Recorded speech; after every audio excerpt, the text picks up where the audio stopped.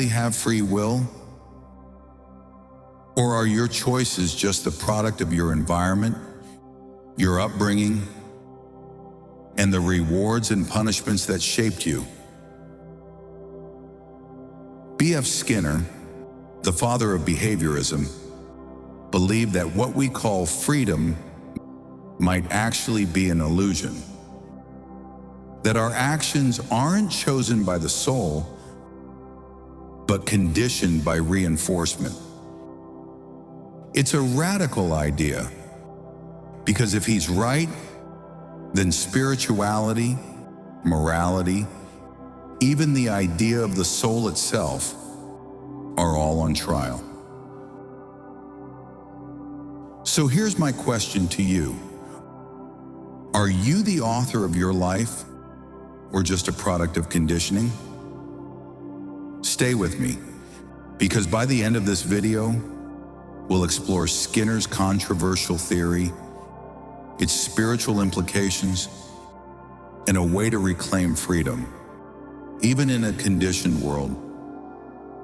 And if you want more bold explorations of psychology and spirituality, don't forget to subscribe and hit the bell. We're just getting started. Skinner's behaviorism in simple terms. Skinner believed human behavior could be explained not by inner drives or free will, but by conditioning. Here's the basic idea.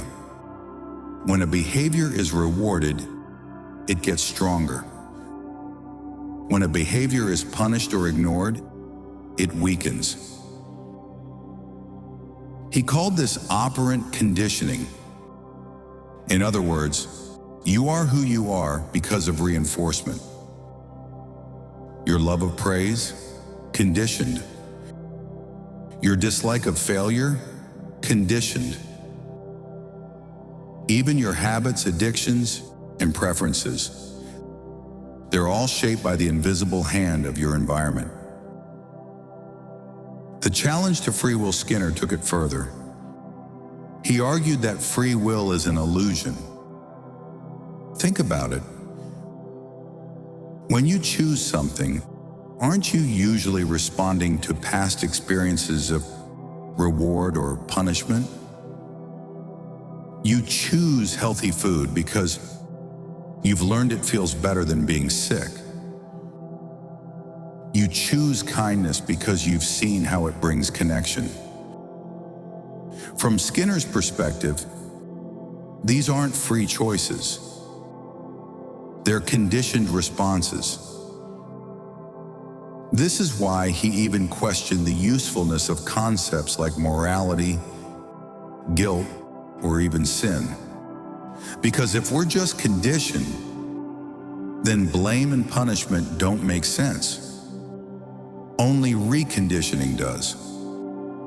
And here's where it gets unsettling. If Skinner is right, then what happens to the soul? What happens to spirituality if we're just machines of reinforcement? The spiritual dilemma.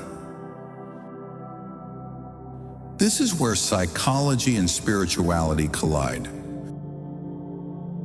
Most religions teach that humans have free will, that we can choose good over evil, truth over illusion, love over fear. But Skinner suggested that freedom is just a story we tell ourselves, and the real drivers are the systems of reward around us. If that's true, then sin, virtue, enlightenment, all of it could just be the byproducts of conditioning. Yet many philosophers argue Skinner only revealed part of the truth. Yes, conditioning shapes us, but awareness gives us the chance to rise above it. In fact, the very act of asking, "Am I conditioned?" that self-reflection is a spark of freedom. Conditioning in your life. Let's make this personal. Think about your habits. Scrolling your phone, craving sugar, procrastinating. Most of these are not free choices. They're conditioned loops.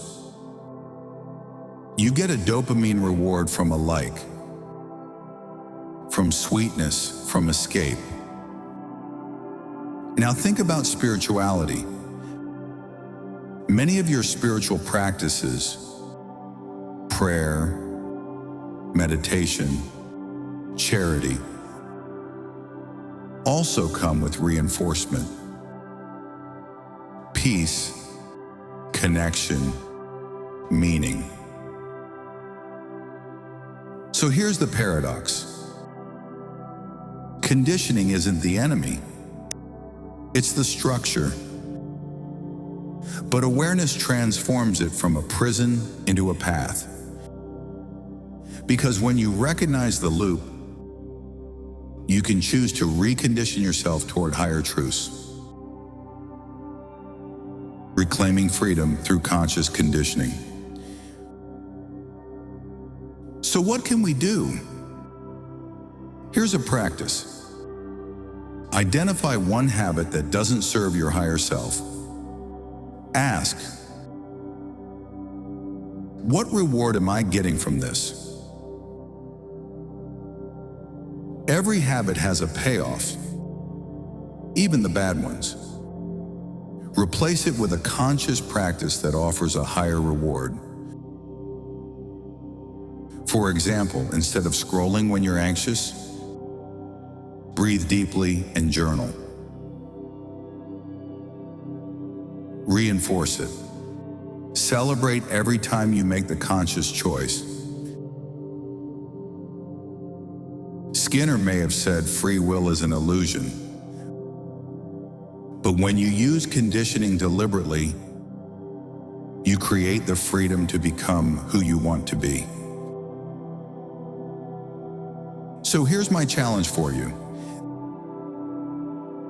This week, notice one area where you feel like you don't have control. Instead of blaming yourself, ask, how was I conditioned into this?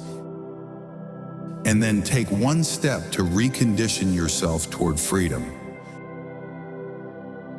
Because maybe Skinner was partly right. Maybe we're shaped by reinforcement. But here's the deeper truth. When you bring awareness to conditioning, you step into a freedom that no system can control.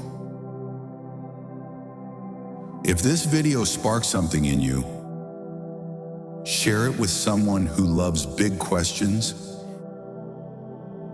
And don't forget to subscribe, because in the next video, we'll explore William James, the father of psychology, and how he brought science into the study of mystical experience. Remember this: you are more than your conditioning, because awareness is the soul's way of breaking the chain